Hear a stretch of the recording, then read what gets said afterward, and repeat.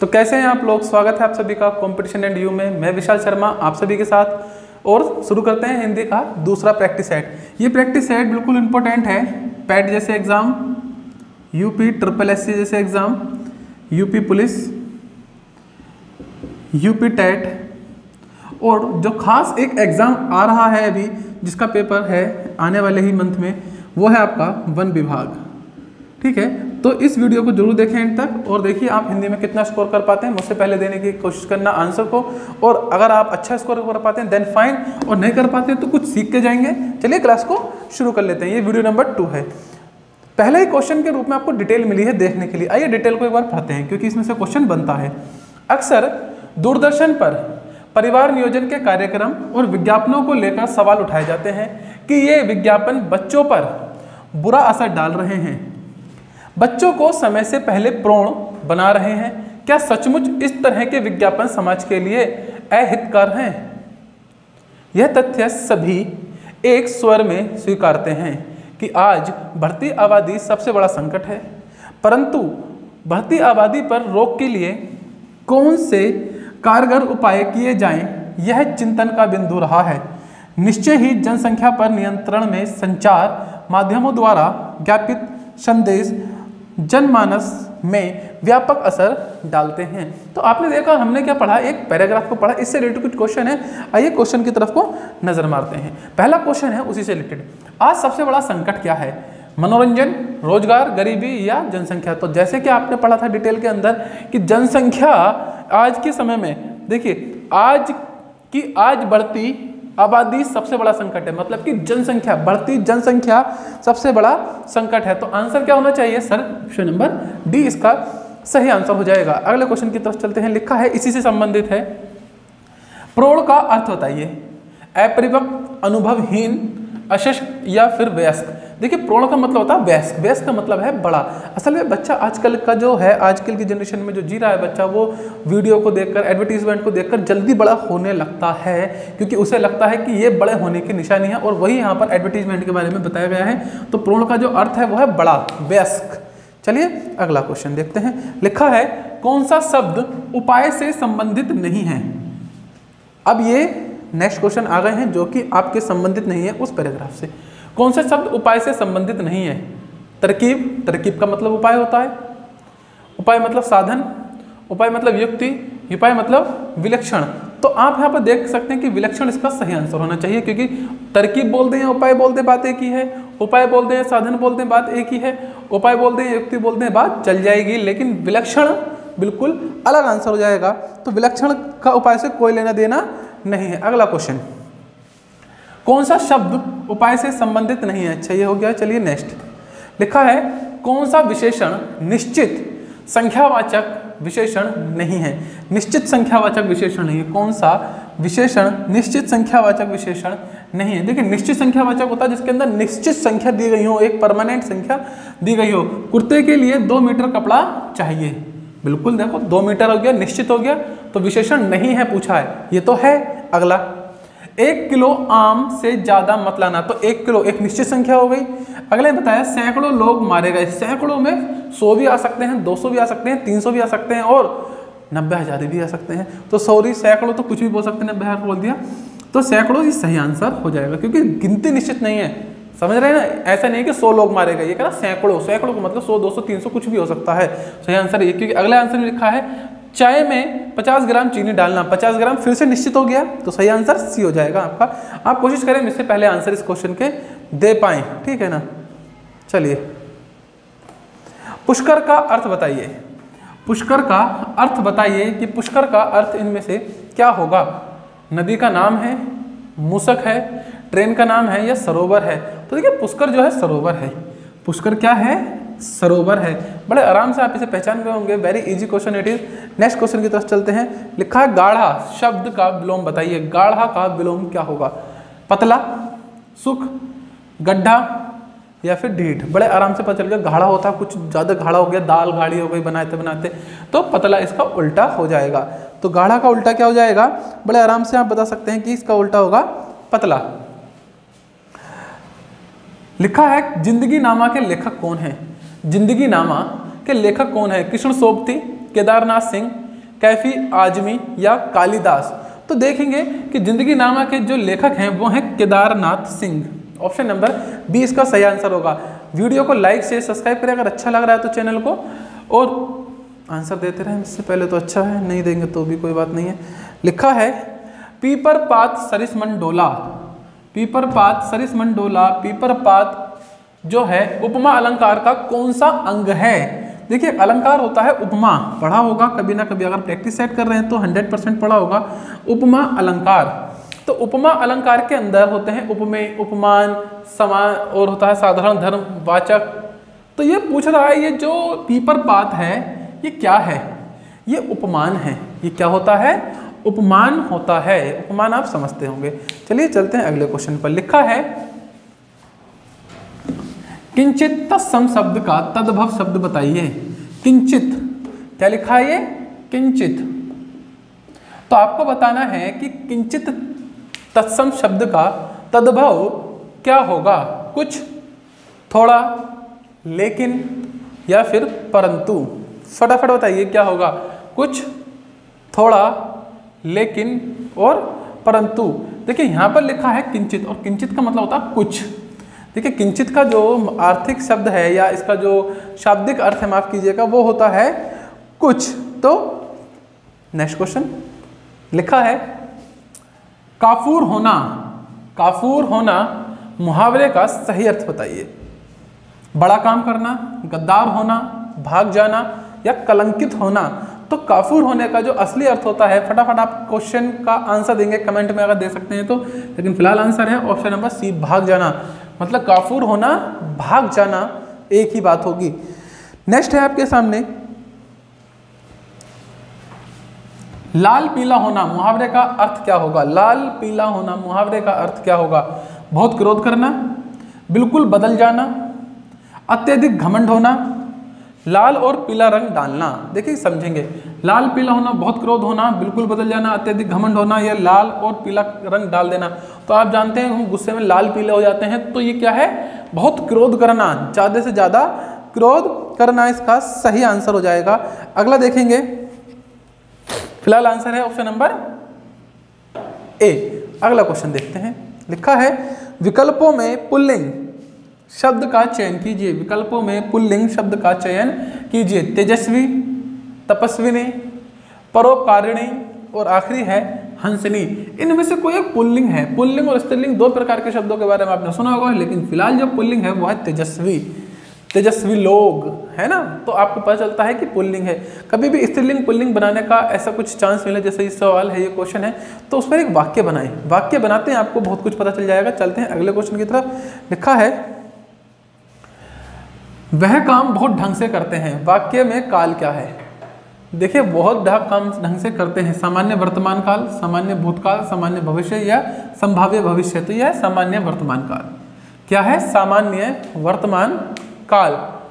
वह काम बहुत ढंग से करते हैं, ये कौन सा काल है? सामान्य वर्तमान। वैसे भी आपने पढ़ा होगा जिन वाक्यों के अंत में ता है, तह, तिहे आदि शब्द आते हैं वे प्रेजेंट इंडेफिनिट टेंस होते हैं, तो वही सामान्य वर्तमान है, समझ जाओ।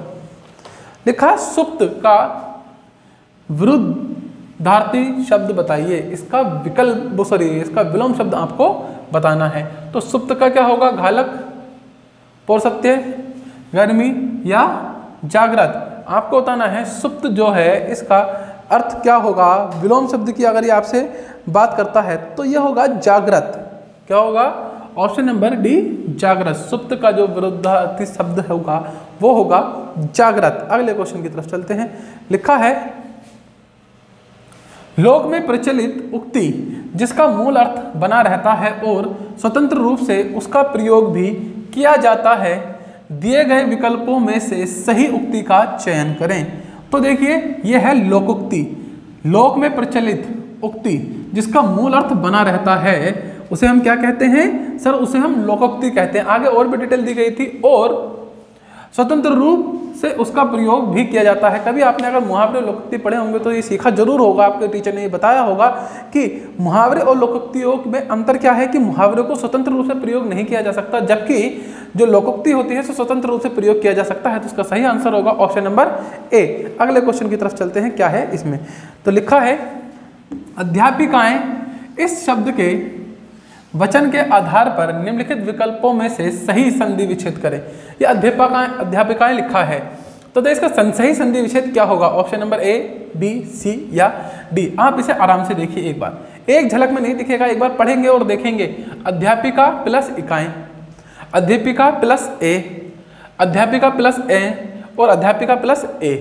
तो इसका जो सही आंसर है वो है ऑप्शन नंबर सी, अध्यापिका प्लस ए, चंद्र बिंदु के साथ। तो चलते हैं अगले क्वेश्चन पर। लिखा है मुहावरा, थोड़ा चना बाजे घना, थोड़ा चना बाजे घना, मुहावरे का अर्थ बताइए। दिखावा बहुत करना परंतु सार ना होना, चने को बजाना, चने रूपी खिलौने से खेलना, या बहुत आवाज करना। तो बहुत आराम से आप समझ गए होंगे, इजी क्वेश्चन है। दिखावा बहुत करना परंतु सार ना होना, फेंक तो लंबी लंबी रहे और है पल्ले में कुछ नहीं, तो ये कुछ उसका है। अगला क्वेश्चन, इनमें से कौन सा तत्सम शब्द नहीं है? तत्सम शब्द नहीं है, तो दधी तत्सम शब्द है क्योंकि इसका तद्भव होता है दही, ऊष्ट का होता है ऊंट, ठीक है ना, चक्षु का होता है, और सही बचा क्या? सियार। तो सियार एक तत्सम शब्द नहीं है, ये एक तद्भव शब्द है। ऑप्शन नंबर डी इसका सही आंसर होगा। अगला क्वेश्चन है, लिखा है प्रेम अनदेखी राहों की तरह ही आकर्षण होता है, ठीक है। वाक्य का काल पहचानिए। फिर से देखिए, होता है, मैंने अभी भी पहचान बताई थी, तो सामान्य वर्तमान काल, ऑप्शन नंबर ए लगाएंगे आप। अब आपको यहाँ पर थोड़ी सी राहत फील हो रही होगी।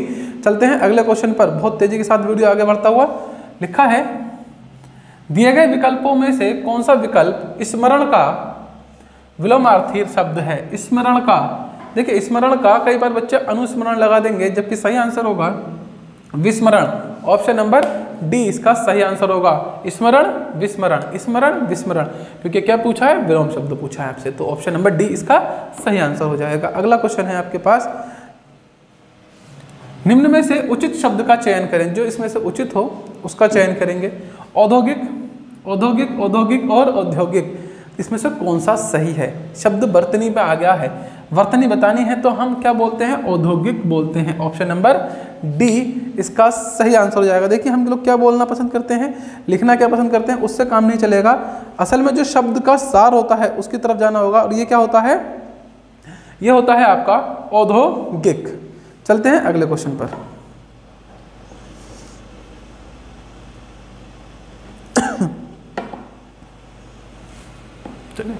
लिखा है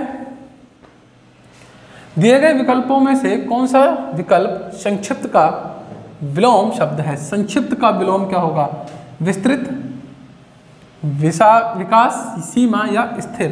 तो संक्षिप्त का मतलब होता है छोटा, तो विस्तृत हो जाएगा।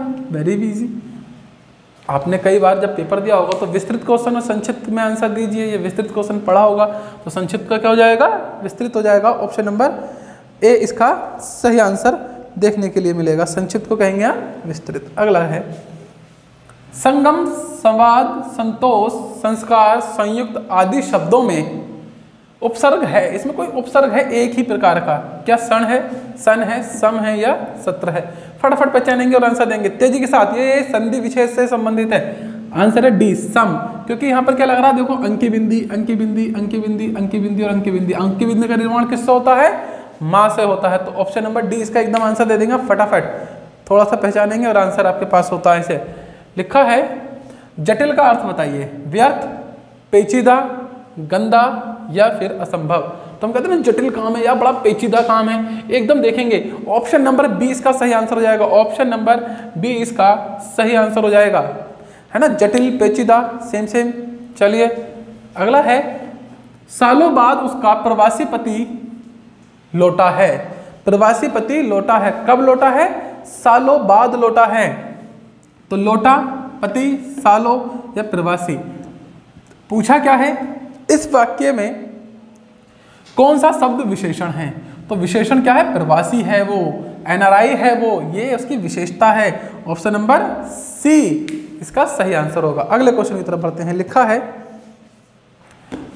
सुधी शब्द के अंत में क्या जोड़ने पर शब्द बहुवचन बन जाएगा? ये बहुत ही बढ़िया क्वेश्चन है।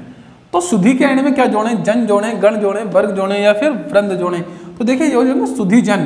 क्या होते हैं?